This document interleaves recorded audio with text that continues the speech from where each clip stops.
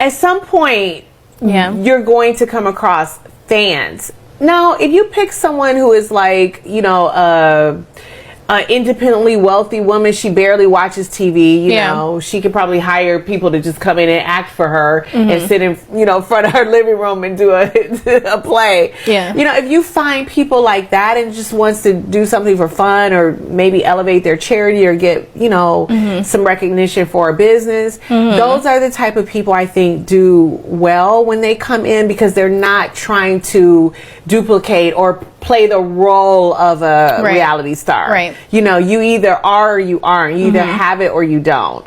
And a lot of times the new girls come on and they watch all of our shows and they're fans. They're repeating all of the things that you've said over the years, and you're like, girl, you're a fan. Yeah. You're a fan, you're a fan, you're a fan, you're a fan. You know what I'm saying?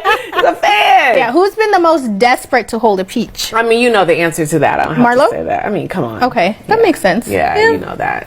Yeah. There's no way. I'm not going to be 12 years a slave to anybody. I'll be 12 years a star. Right. Never 12 years a slave. Sorry. For you guys, would you say it was a weaker foundation or the reality TV that played a part in the demise? I think we would have just had a better chance if we weren't on reality TV. But, you know, we were just figuring out our relationship. It was hard enough being, you know, in different cities. Yeah. It was hard enough being the fact that he was so private and I was so public. Right. And that's just not a great mixture sometimes.